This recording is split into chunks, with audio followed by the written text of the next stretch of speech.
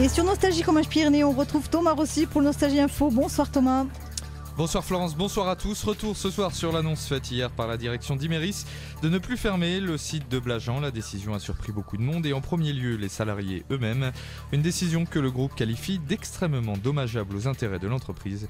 Quoi qu'il en soit, c'est le soulagement qui domine aujourd'hui. Nous entendrons la députée Carole Delga, mais aussi John Palassin du ministère du Redressement Productif qui a joué un rôle important dans ce dossier.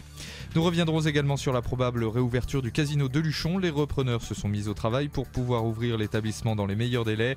Nous les avons rencontrés, ils nous expliqueront leur projet pour le casino. Nous entendrons aussi dans ce journal le directeur du casino de Salis du Salat.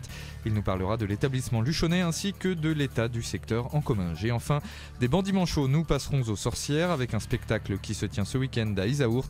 Celui-ci est intitulé Terreur dans la vallée. Les détails à la fin de cette édition. Mais retour tout d'abord sur l'annonce d'hier. Le groupe Imerys a donc renoncé à fermer le site de Blajan. Dans un communiqué de presse, la direction justifie cette décision par l'impossibilité de faire aboutir la procédure dans les délais raisonnables. Une décision qu'elle qualifie d'extrêmement dommageable aux intérêts de l'entreprise et qu'elle dit déplorer. Des regrets donc du côté d'Imerys et de la satisfaction ou du soulagement chez les employés. Vous l'avez peut-être entendu hier sur notre antenne, tous se félicitent de cette décision mais restent prudents. Le site va maintenant devoir être pérennisé. Satisfaction et prudence également chez les élus. Dès hier, la députée Carole Delga s'est rendue sur place pour exprimer sa solidarité avec les salariés de la Tuilerie. Et la maire de Marthe-Tolosane affirme qu'elle continuera à suivre ce dossier de près. On l'écoute.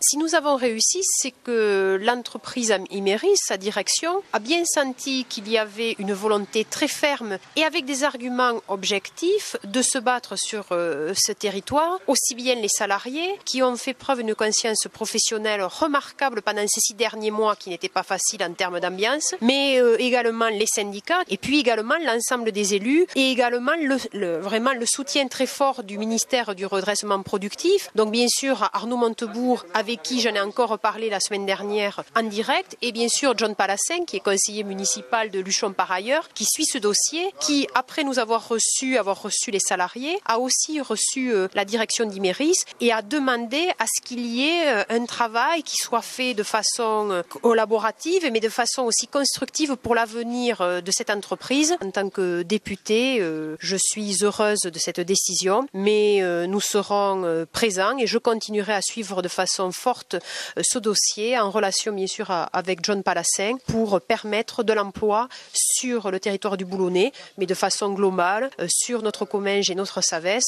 Et vous l'avez entendu, Carole Delga a rendu hommage au travail de John Palassin. Le conseiller municipal de Luchon et membre du cabinet d'Arnaud Montebourg a joué un rôle décisif dans ce dossier qu'il suivait de près. Et c'est logiquement que l'intéressé se félicite de la décision de la direction d'Imerys. Je vous propose de l'écouter. C'est une satisfaction de voir l'entreprise prendre cette décision. Ça veut dire que le dialogue a réussi à être noué avec le territoire. J'avais reçu les salariés, Carole Delga, le conseiller général, mais j'avais également reçu la direction qui m'avait fait part de la situation. Et j'avais dit aux uns et aux autres la même chose, c'est-à-dire ce que souhaite le ministère, c'est qu'on protège au mieux l'appareil productif. Voilà. Et que j'avais demandé à la direction qu'ils prennent en compte l'importance de leur site pour les élus et pour le territoire. Et je crois qu'il y a, entre autres facteurs, bien sûr, ça a été entendu. Qu'est-ce qui a fait la différence selon vous ? Je crois que l'entreprise a compris que la ressource qui se trouve à Blajan est extrêmement importante pour elle et qu'elle a tout intérêt à ce que son activité économique s'insère au mieux dans le territoire, que les choses se passent bien avec les élus, avec les salariés et qu'elle puisse continuer son activité dans un territoire qui l'accueille. C'est important pour l'entreprise de pouvoir consolider son implantation à Blajan, là où il y a une ressource qui doit être transformée sur le territoire.